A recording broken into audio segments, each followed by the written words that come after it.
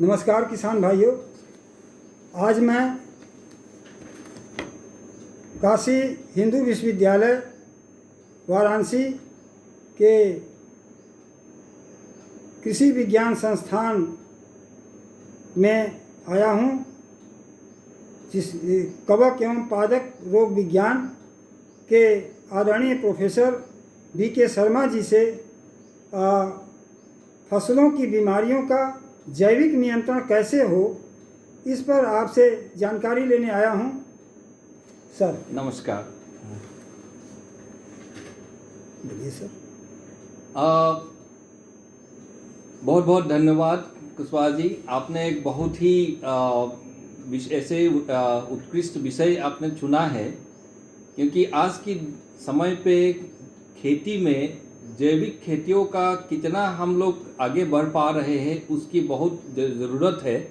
और हम लोग ये जानते हैं कि रसायन की जो दुष्प्रभाव है उससे हम लोग का वातावरण और स्वास्थ्य में कितना हानि हो रहा है, उसको ध्यान में रखते हुए हम लोग जैविक की तरफ अगर कदम बढ़ाए तो हम लोग को वातावरण का बहुत फ़ायदा हो सकता है। और उसके अलावा किसानों के जो अपने स्वास्थ्य की संबंधित जो समस्याएं हैं, किसान भी उससे बाहर निकल पाएंगे।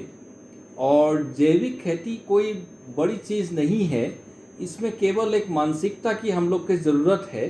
जैसे छोटे छोटे कुछ कदम अगर हम लोग बढ़ाए और उससे अगर हमारा रसायन के प्रयोग हम घटा सकते हैं तो ये सबसे बड़ी उपलब्धि होंगे। ये हम लोग सभी के लिए, किसान भाइयों के लिए भी, और जो भी कृषि से संबंधित वातावरण है और समाज की सभी व्यक्ति और जनों के लिए ये बहुत बड़ा एक अवसर होगा कि अपने स्वास्थ्य को पुनर्लाभ करें।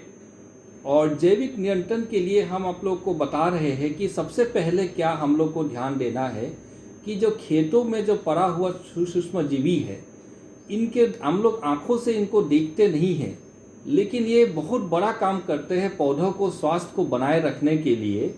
और पौधों को ज़मीन से जो तत्व लेते हैं उसके लिए भी ये बहुत ही बड़ा सहायक के रूप में सामने आया है।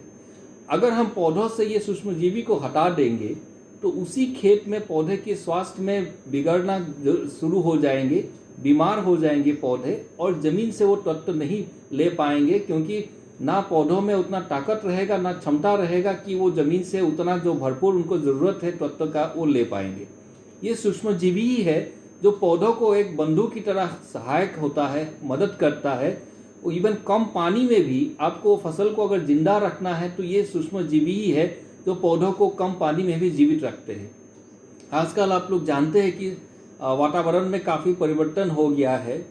बारिश का जो पहले जो एक पैटर्न था वो उसमें बदल गया है। अभी क्या हो रहा है कि आपको बहुत ज़्यादा अमाउंट में आपको बारिश हो गया, उसके बाद धूप निकल गया तो पानी जो है आपका वेपर होके यदि तुरंत निकल जाते हैं, उसके चलते हम लोग कहते हैं कि सैलिनिटी बढ़ गया है और पौधों को उसके काफ़ी नुकसान है और कई बीमारियां उसमें साथ जुड़ जाते हैं। सैलिनिटी जब बढ़ गया है तो उसके साथ कई बीमारियां भी जुड़ जाते हैं। तो पौधों को इस टाइप की सिचुएशन के साथ अगर लड़ना है तो उनको सूक्ष्मजीवी की मदद ज़रूर चाहिए। और इस सूक्ष्मजीवी को हम लोग जीवित रखने के लिए, उसको पुनर्जीवन देने के लिए और हमारा जो वातावरण को शुद्ध करने के लिए हमको जैविक की तरह कदम बढ़ाना है। अब बात यहाँ आती है कि जैविक की तरह हम बढ़े तो कैसे बढ़े। तो भाइयों, हम लोग को ज़्यादा कुछ भी नहीं करना है। तो शुरुआत में हमको एक ही चीज़ ध्यान देना है कि जैसे पहले खेतों में गोबर पड़ता था, आज बहुत सारे किसान भाई बंधुओं के बीच में गाय या बैल नहीं भी हो सकता है। तो उस केस में हम लोग क्या करेंगे, हम लोग कम से कम जो कंपोस्ट हम लोग बोलते हैं या केचुए की खाद हम बना सकते हैं। और केचुए की खाद बनाने के लिए आपको लागत कुछ भी नहीं है। उसमें एक ही चीज़ को ध्यान देना है कि आपका जो कृषि अवशेष है आप उसी से केचुए की खाद बनाइए और यही केचुए खाद आप दोबारा आप मिट्टी में उसको डाल दीजिए। और ये सूक्ष्मजीवी के लिए ये एक अमृत की तरह काम करते हैं।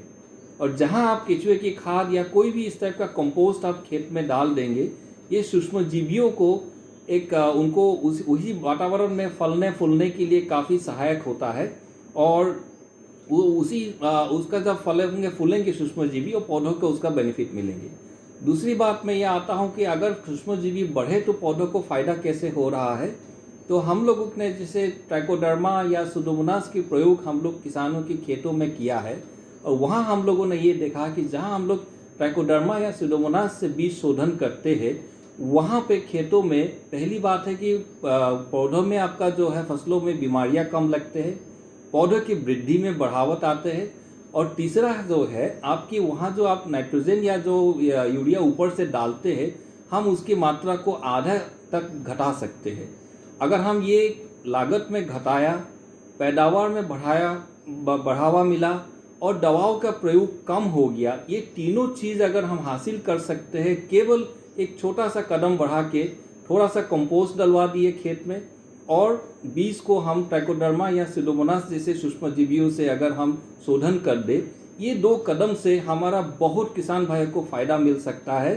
पैदावार भी आपको जैसे गेहूं और धान की हम कहते हैं 1.5 से 2 क्विंटल आपका प्रति हेक्टर जो है प्रति बीघा जो है आपको उसका अधिक उत्पादन मिल सकता है।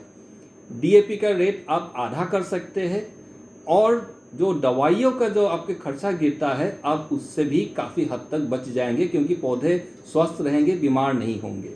तो इसीलिए मेरा ये आपसे विनम्र आग्रह है कि आप कम से कम 1 कदम तो पहले बढ़ाना शुरू कीजिए, खेतों में जैविक खाद डालना शुरू कीजिए, और उसके बाद आपको अगर सूक्ष्मजीवियों के प्रयोग की बात है तो आप कहीं से भी इसके प्रशिक्षण ले सकते हैं, या काशी हिंदू विश्वविद्यालय में भी आप आएंगे तो हम लोग आपको उसकी प्रशिक्षण दे देंगे, और आपको हम ट्राइकोडर्मा या सुडोमोनास का जो है स्टार्टर कल्चर भी देंगे, ताकि आप उसको इस्तेमाल करें और उसका फल जो है आप खुद ही अनुभव करें।